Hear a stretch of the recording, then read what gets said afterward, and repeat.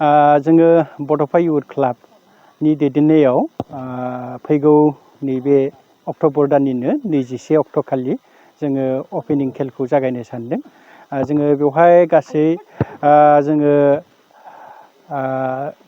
मोन 16 जे हान्जाफोर गेलेग्रा हान्जा बिसोरखौ जोङो हांख्रायदों आरो बिथांमोना अलरेडि जोंजों जगाजगआव थाबाय आरो जाजोब्बाय। बेनिफ्राय देग्लायनि नैबे खेलखौ होनो लानाया जाहैदों जोंहा रुंसारि अदेबाला गयारि आरो बेनिफ्राय फुइला बसुमतारी बे सानैनि मुङै जोङो गोसोखांनानै बे खेलखौ होनाय जागोन आरो बे खेला जाहैबाय नक आउट पद्धतियाव जागोन आरो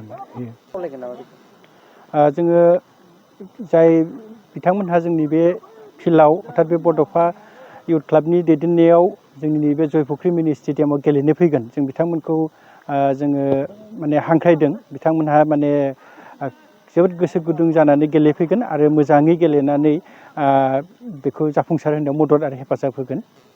ओरैनो बड'फा युथ क्लाबनि सिङाव जोङो बेनो गिबि खेब जागोन। सिगां जोंनि एबसुनि आन्डार 13खौ बेवहाय गेलेहोनाय जादोंमोन, खिन्थु दा जोङो बड'फा युथ क्लाबनि सिङाव बेनो फार्स्ट जागोन आरो जोङो गिबि खेबाव जोङो अपेनिं जिथुनाखि 21 अक्ट'आव जागोन जों बेखौ टिकेट लानाय नङा आरो सेकेन्ड राउन्ड जोङो क्वार्टार फाइनाल बेखौ जों लाया। जों साननो सेमि फाइनाल आरो फाइनाल बेखौ जोङो टिकेट सिस्टेम बानायगोन। बेखायनो जोङो रायजो राजाफोरखौ खावलायनो नागिरदों जे बेयो जोंनि थाखाय मोनसे जोबोद गिदिर मोनसे हाबाफारि।